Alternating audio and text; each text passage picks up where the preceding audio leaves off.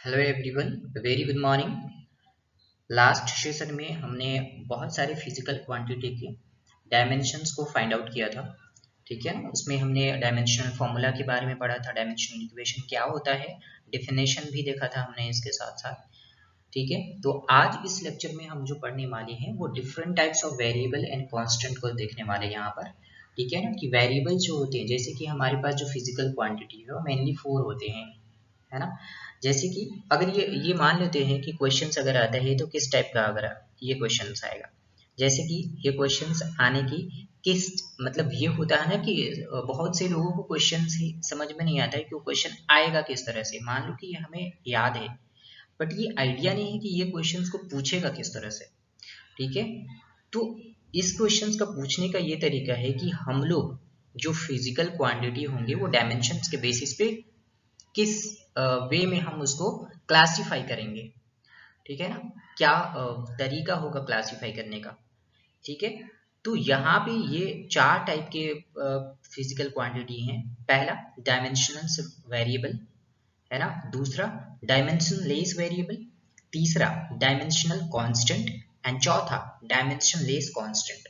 और इसके बाद हम जो इस लेक्चर में देखने वाले हैं वो ये है ना, method to find dimension of physical constant और कोएफिशिएंट। मतलब किसी भी फिजिकल क्वांटिटी का जो कांस्टेंट होता है, जैसे कि ग्रेविटेशनल फोर्स हमारे पास है, जैसे कि ग्रेविटेशनल फोर्स हमारे पास है तो F is equal to G m1 m2 by r square होगा।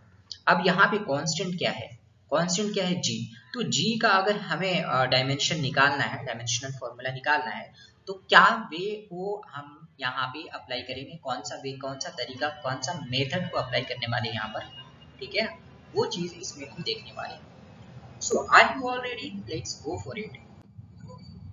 सबसे पहले हम यहाँ पे डिस्कस करेंगे different types of variable and constant. तो ये डायमेंशन के बेसिस पे ये वेरीफाई किया हुआ है, डायमेंशन के बेसिस पे ये क्लासिफाई किया गया है ना। ये किसके बेसिस पे, डायमेंशन के बेसिस पे। तो डायमेंशन के बेसिस पे हम किसी भी क्वांटिटीज को 4 कैटेगरीज में क्लासिफाई कर सकते हैं।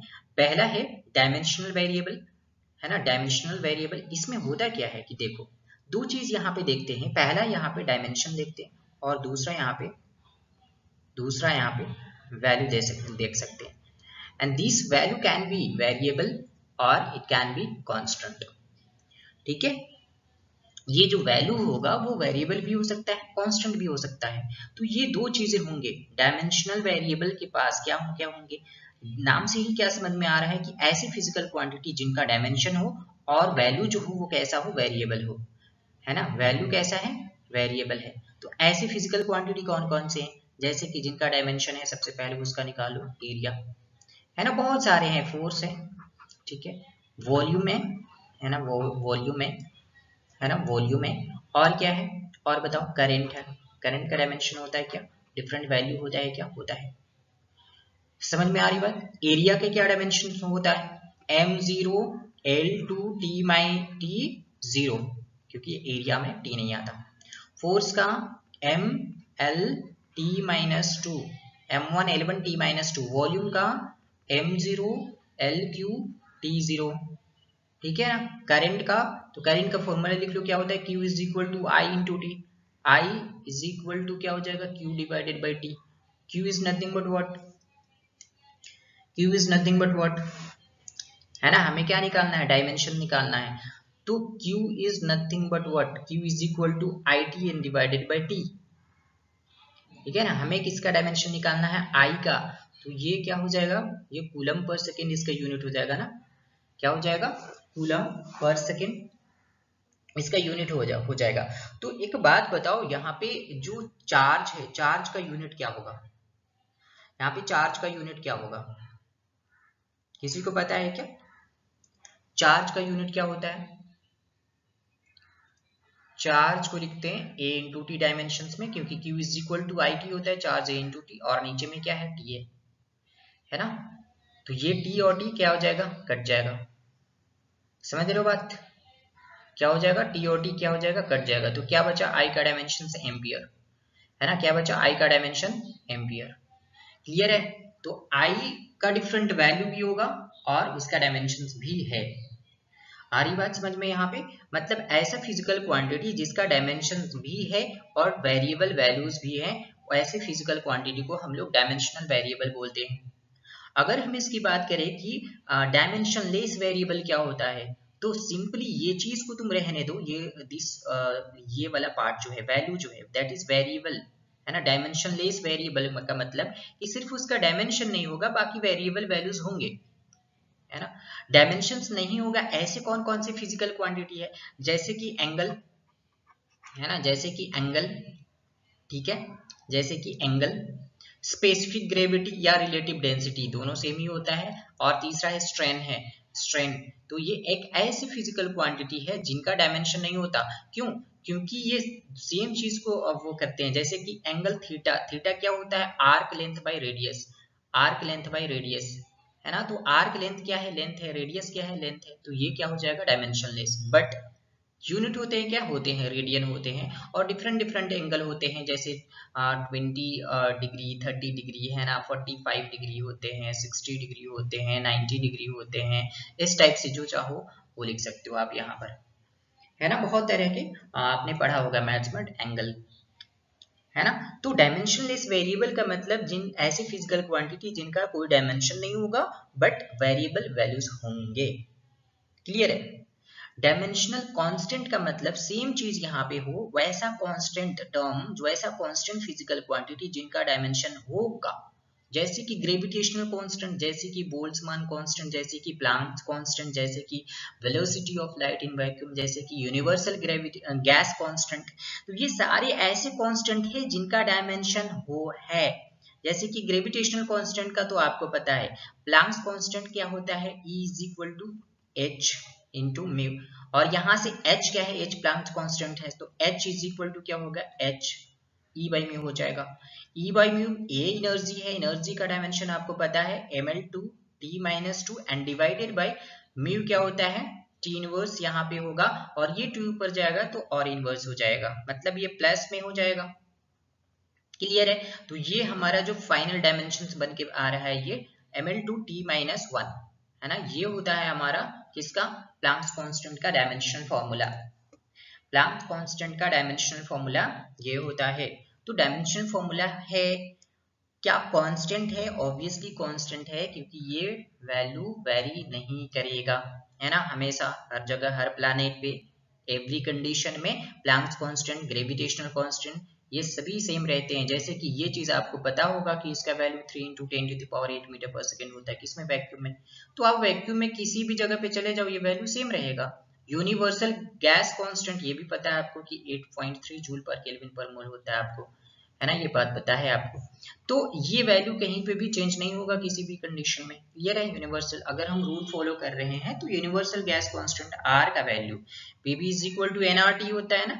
PV इज इक्वल टू क्या होता है, PV is equal to nRT, और R यहाँ पे क्या है, यूनिवर्सल गैस कांस्टेंट, तो R is equal to PV by क्या हो जाएगा, R n इंटू टी, है ना, PV by n into T, और यहाँ से हम डायमेंशनल फॉर्मूला निकाल लेंगे, और बाकी जो हमें पता होना चाहिए दैट इज कांस्टेंट वैल्यू, वो तो आपको याद रखना पड़ेगा, that is 8.31 joule per kelvin per mole. तो डायमेंशनल कांस्टेंट का मतलब ऐसा कांस्टेंट टर्म, ऐसी physical quantity which possesses dimensions but the values is remains constant, values के क्या होंगे, कांस्टेंट होंगे, किसी भी कंडीशन में वेरी नहीं करेगा। अब डायमेंशन लेस कांस्टेंट क्या होता है, सेम चीज उसके ऑपोजिट, डायमेंशन लेस मतलब ऐसा कांस्टेंट जो डायमेंशन लेस होता है, ऐसा कांस्टेंट जो डायमेंशन लेस होता है, एंड डायमेंशन लेस के साथ साथ उसका वैल्यू कांस्टेंट होता है, वो इंक्रीज डिक्रीज नहीं होता। जैसे कि पाई, तो पाई हमारे पास एक ऐसा क्वांटिटी है जिसका वैल्यू 3.14 होता है, या फिर ये बोल लो कि 22/7 होता है। डायमेंशन है क्या इसकी, कोई डायमेंशन नहीं है। 1 2 3 का डायमेंशन है क्या, कोई डायमेंशन नहीं है। ई लोगरिथमिक टर्म में यूज किया जाता है जिसका वैल्यू 2.81 होता है, और ये साइंटिस्ट का नाम से यूलर, ई को यूलर बोलते हैं, और ये लियोनार्ड यूलर के नाम से ये फेमस है। क्या, EULER, है ना, लियोनार्ड यूलर, इनके रिस्पेक्ट में ये E स्टैंड्स फॉर यूलर, ठीक है, तो ये डायमेंशन लेस कांस्टेंट है। होप यहाँ तक समझ में आ गया होगा। हम लोग नेक्स्ट आगे बढ़ते हैं। इस बेसिस पे जो हमने अभी डिस्कस किया उस पे क्वेश्चन है हमारे पास, जो कि बहुत ही इंपॉर्टेंट, बहुत ही अच्छा क्वेश्चन है ना। इससे हमारा क्या हो जाएगा, पीछे में जो भी पढ़ा है हमने, ठीक है, प्रीवियस स्लाइड में, वो यहाँ पे क्लियर क्रिस्टल एंड क्लियर होने वाला है, क्लियर क्रिस्टल होने वाला है यहाँ पर। ठीक है, सो सबसे पहले यहाँ पे देखो क्या है, यहाँ पे वेरिएबल एंड कांस्टेंट है, मतलब जो 4 टाइप्स के हमारे पास क्वांटिटी थे वो यहाँ पे दिया हुआ है, और इस साइड में उसके एग्जाम्पल दिए हुए हैं, है ना, कि डायमेंशनल वेरिएबल का example, dimensional variable, dimensional constant, dimension less constant, dimensional variable, dimension less variable, dimensional constant and dimension less constant.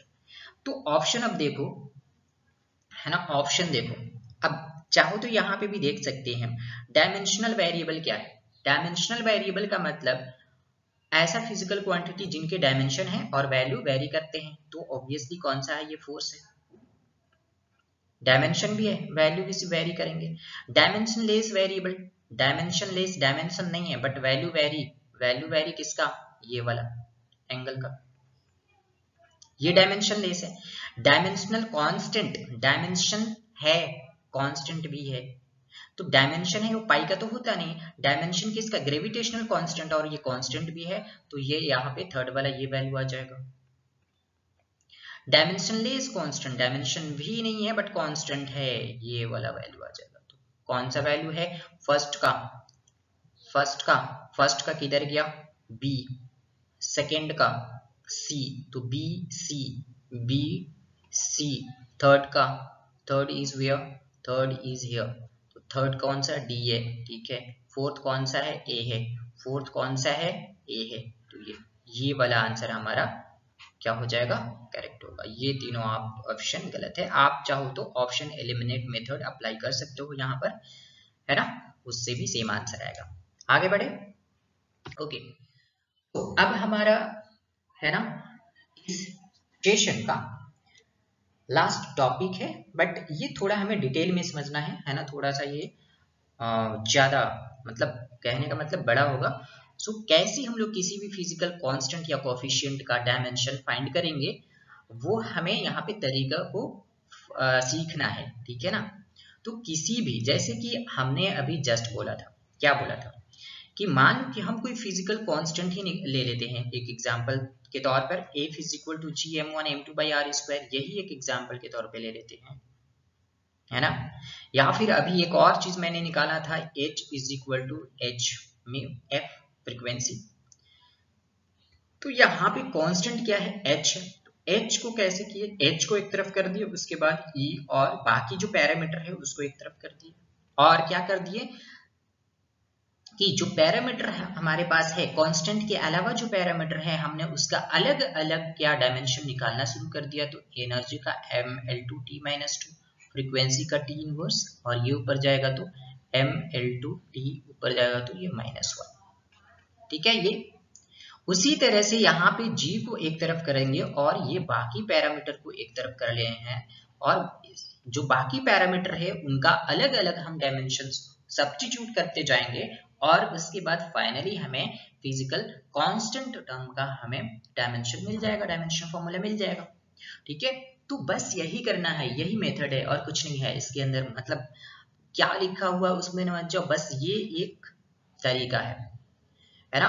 क्या लिखा है यहाँ पे, we write any formula or equation incorporating the given constant and then by substituting the dimensional formula of all other quantities। हम कोई भी, जो इसका भी हमें निकालना है, हम कोई भी वो फॉर्मूला लिखेंगे। तो ये फॉर्मूला हमने लिख लिया, F is equal to gm1m2/r²। उसके बाद क्या करना है कि सब्स्टिट्यूट करना है, सबसे पहले फॉर्मूला कांस्टेंट टर्म को एक तरफ कर लो, बाकी पैरामीटर के एक तरफ कर लो, तो जो बाकी पैरामीटर है उनका डायमेंशनल फॉर्मूला आप सब्स्टिट्यूट करो, बाकी उसके बाद फाइनली हमारा कांस्टेंट का अपने आप डायमेंशनल फॉर्मूला मिल जाएगा। क्लियर है। जैसे कि एंगुलर क्वांटिटीज का यहाँ पे दिया हुआ है, क्या डायमेंशन होगा एंगुलर क्वांटिटी, जैसे कि एंगुलर डिस्प्लेसमेंट, कुछ भी नहीं, क्योंकि एंगुलर डिस्प्लेसमेंट क्या होता है, angle theta is equal to r by radius, और ये लेंथ बाय लेंथ, ये डायमेंशन लेस है। बट यूनिट होते हैं क्या, एंगुलर डिस्प्लेसमेंट होते हैं रेडियन होते हैं, यूनिट होते हैं रेडियन, डायमेंशन लेस क्वांटिटी का यूनिट हो सकता है, बट यूनिट लेस क्वांटिटी का कोई डायमेंशन नहीं होगा। क्लियर है? हम इसको लास्ट में हम कंक्लूजन बनाकर बताते हैं कि कैसे, है ना, कैसे ये हो रहा है। ओके, आगे बढ़े, आगे बढ़े क्या? चलो, तो यहाँ पे हमारा कुछ ऐसे फिजिकल कांस्टेंट और कोएफिशिएंट दिए हुए हैं जिनके डायमेंशन फॉर्मूला और उसके साथ साथ एसआई यूनिट भी है। तो ये तरीका है एक्चुअली कि कोई भी हमारे जो फिजिकल कांस्टेंट है, ग्रेविटेशनल कांस्टेंट है, तो मैं सबसे पहले उसका फॉर्मूला लिख लूँ।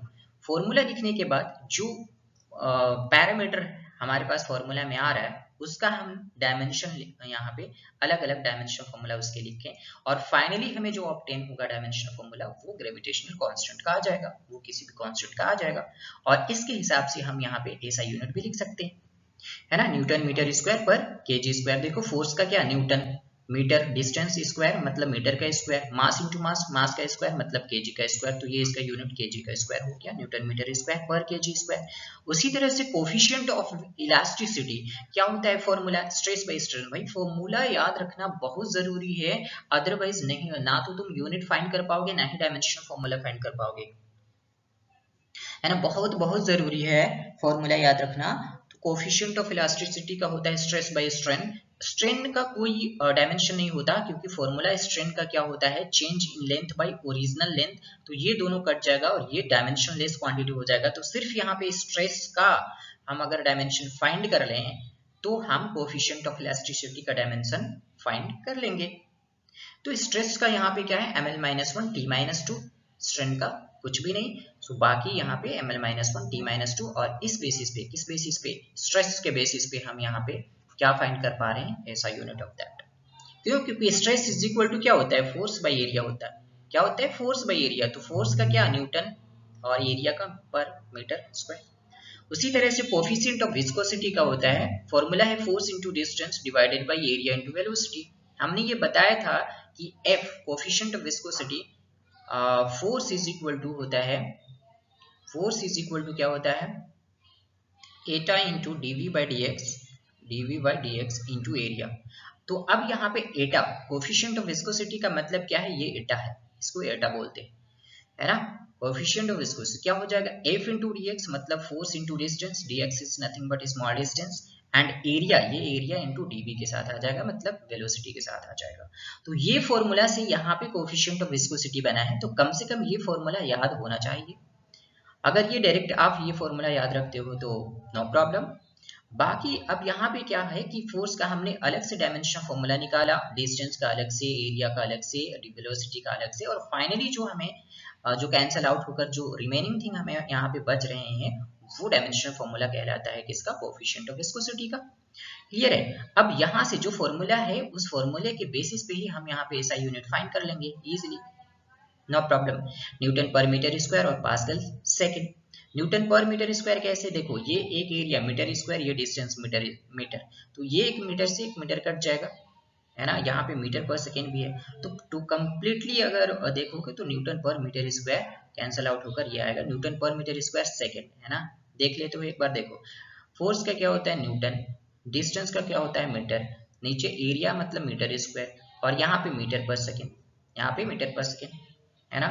ये सेकेंड कहाँ जाएगा, ऊपर, ये सेकेंड कहाँ जाएगा, ऊपर, तो क्या हो जाएगा ये, अब देखो ये एक मीटर से एक मीटर कट गया, तो न्यूटन, और यहाँ मीटर इंटू मीटर, नीचे है तो ऊपर जाएगा पर मीटर स्क्वायर, और ये सेकंड तो ऊपर गया ही है, तो Newton per metre square second हो गया यहाँ पर, है ना। न्यूटन पर मीटर स्क्वायर को पास्कल बोलते हैं, और ये सेकंड एज इट इज रह गया, तो ये इसका यूनिट कहलाएगा newton metre square, newton per metre square pascal. Planck's constant E is equal to E, है ना, क्या फॉर्मूला था, E is equal to H into mu. तो यहाँ से H प्लैंक्स कांस्टेंट है, energy by mu that is frequency, और dimension formula energy का पुट करोगे, फ्रीक्वेंसी का पुट करोगे, यहाँ पे t to the power minus है ना, t टू द पावर क्या है, माइनस है, क्योंकि फ्रीक्वेंसी का जो डायमेंशन फॉर्मूला होता है t टू द पावर -1 होता है, और ये फाइनली कट फुट करके आ गया हमारा ml2t-1। Force constant, force by displacement, तो ये तो बहुत इजी है, -2 और डिवाइडेड बाय l, तो यहाँ से l कट जाता है, mt to the power -2। L में मतलब लेंथ में फोर्स कांस्टेंट का डायमेंशन क्या है, 0 है। लेंथ में फोर्स कांस्टेंट का डायमेंशन क्या है, 0 है।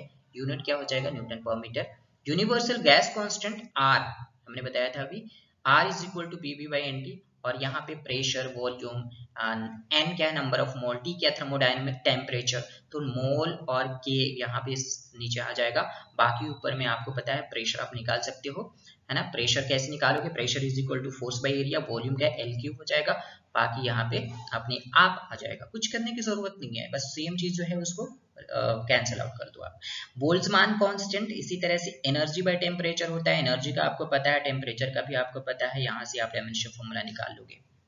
स्टीफान्स कांस्टेंट है ना, energy by area into time into temperature का 4 temperature to the power 4, simply कुछ भी नहीं करना है, एनर्जी का भी पता है आपको, एरिया, टाइम और टेम्परेचर का पता है, आप यहाँ से स्टीफान्स कांस्टेंट का डायमेंशन फॉर्मूला निकाल सकते हो। Solar constant energy by area into time, energy का भी पता है आपको, एरिया, टाइम सभी, यहाँ से आपको डायमेंशन फॉर्मूला आप निकाल लोगे। क्लियर है। Permittivity of free space epsilon naught q1 q2 by f into r square, so q1 q2 q का डायमेंशन फॉर्मूला होता है 80, so q1 q2 दो है 80 into 80, f का न्यूटन माइनस 2 है ना, और l का स्क्वायर, तो यहाँ से जो बाकी टर्म बचा वो और इसके अकॉर्डिंग यूनिट यहाँ पे आ जाएगा। रिलेटिव परमिटिविटी और डाइलेक्ट्रिक कांस्टेंट, अब यहाँ पे देखो एप्सिलॉन आ रहा है और k is equal to epsilon naught by epsilon, दोनों क्या है, सेम है, प्योर रेशियो है ये, प्योर रेशियो, इसलिए इसका कोई डायमेंशन नहीं होगा, ये कट जाएगा, कोई डायमेंशन यहाँ पे नहीं होने वाला है। तो कोई डायमेंशन नहीं है, जब कोई डायमेंशन भी नहीं है तो ये इसका कोई यूनिट भी नहीं है, कोई डायमेंशन ही नहीं है तो इसका कोई यूनिट ही नहीं है, ठीक है। और यहाँ पे permittivity of free space mu naught 4 pi R, ये 4 पाई क्या है, कांस्टेंट है, इसका कांस्टेंट टर्म का कोई डायमेंशन नहीं होता। डायमेंशनल कांस्टेंट होते हैं, है ना, हमने पढ़ा, हाँ सर डायमेंशनल कांस्टेंट होते हैं, बट यहाँ पे 4 पाई कैसा है, 4 पाई कैसा है, डायमेंशन लेस कांस्टेंट है। डायमेंशन 4 भी डायमेंशन लेस कांस्टेंट है और यहाँ पे पाई भी डायमेंशन लेस कांस्टेंट है, तो इसके डायमेंशन तो हुए नहीं। बाकी आर और एफ, आर इस यहाँ पे डिस्टेंस है, एफ तो पता है आपको, I1 I2 यहाँ पे क्या है, करंट है, और ये L है, L इज लेंथ, तो बाकी यहाँ पे MLT माइनस 2 इंटू एल, ये सारे टर्म आप यहाँ से ये डिडक्ट कर दो, है ना, तो क्या बाकी जो बचा MLT minus 2 ampere inverse ampere का टू द पावर माइनस 2, ये आपका डायमेंशन फॉर्मूला हो जाएगा। अब ये होता है क्या कि MLT माइनस 2 और एम्पियर, एक एम्पियर है ना, देखो MLT माइनस 2 और यहाँ पे एम्पियर इंटू एम्पियर, ठीक है, क्या है ये, एम्पियर इंटू एम्पियर, एम्पियर का स्क्वायर, ये L है ना। तो हम एक काम कर रहे हैं, देखो यहाँ पे क्या होने वाला है, देखो यहाँ पे क्या होने वाला है, यहाँ पे होने वाला है ML2, अगर हम इसको नहीं काटते हैं, यहाँ पर देखो एक एक, अब यहाँ पे देखो इसको हम क्या मतलब यूनिट फाइंड करने की कोशिश कर रहे हैं। ML2 अगर मैं इसको नहीं रिजेक्ट करूं, देखो ये ML2, तो क्या हो गया ML2 T माइनस 2 और एरिया इंटू एरिया और इंटू में क्या है, L है, L है, तो ML2 T माइनस 2, इसको मैं एक और अरेंज कर दे रहा हूँ, ML2 T minus 2 A inverse, ये जो पूरा टर्म होता है ना वो होता है वेबर, इसको वेबर बोलते हैं, ठीक है। और बाकी नीचे में क्या बचा, ये वाला टर्म, तो ML2 T माइनस 2 एम्पियर, ये वेबर हो गया, और नीचे में क्या बचा, A into L, that is A is nothing but ampere, A is nothing but ampere, है ना, A इज नथिंग बट, और L क्या है, मीटर। तो पूरा क्या हो जाएगा, यहाँ से इसका हो गया तुम्हारा वेबर और ये हो गया एम्पियर, जो बाकी टर्म बचे, और ये मीटर, तो इसका यूनिट क्या हो जाएगा, एम्पियर, वेबर पर एम्पियर पर मीटर, वेबर पर एम्पियर पर मीटर। अब यहाँ पे एक टर्म देखो, हमने क्या बोला था, हमने क्या बोला था, जैसे कि थीटा, थीटा क्या है, यूनिट है, थीटा के पास यूनिट है बट डायमेंशन लेस है, थीटा के पास यूनिट है बट डायमेंशन लेस है ना। और एप्सिलॉन आर और के, यहाँ पे क्या है ना, इसका क्या है, प्योर रेशियो है, इसका ये डायमेंशन लेस है, ये डायमेंशन लेस है, नो यूनिट, नो यूनिट। तो क्या समझ में आया यहाँ से? समझ में ये आ रहा है कि अगर कोई भी फिजिकल क्वांटिटी डायमेंशन लेस है तो उसका कोई यूनिट नहीं होगा। अगर कोई भी फिजिकल क्वांटिटी डायमेंशन लेस है तो उसका यूनिट नहीं होगा। लेकिन जिसका यूनिट है तो वो कोई जरूरी नहीं है कि वो डायमेंशन लेस हो। जिसका यूनिट है वो कोई जरूरी नहीं है कि डायमेंशन लेस हो, है ना। जैसे कि इसका यूनिट है, यहाँ पे देखो ये यूनिट है तो डायमेंशन है, यूनिट है तो डायमेंशन है। बट यहाँ पे डायमेंशन लेस है तो नो यूनिट, ये कंफर्म हो गया। अगर डायमेंशन लेस है तो यूनिट भी कोई नहीं होगा। अगर यूनिट है तो डायमेंशन हो सकता है, नहीं भी हो सकता है। यूनिट में हैव द डायमेंशन और may not have, but dimension less quantity can not have unit. ठीक है, ये कंक्लूजन याद रखना हमेशा। क्लियर है? तो आज के लिए इतना ही। होप सभी को समझ में आ गया होगा क्या क्या, और जिसे समझ में नहीं आया होगा वो आप कमेंट कर सकते हो, ओपनली बता सकते हो कि कहाँ पे मिस्टेक हो रहा है, या हमसे, या जहाँ पे भी जिस टाइप का भी मिस्टेक हो रहा है आप ओपनली कमेंट्स कर सकते हो। आज के लिए इतना ही। Thank you so much.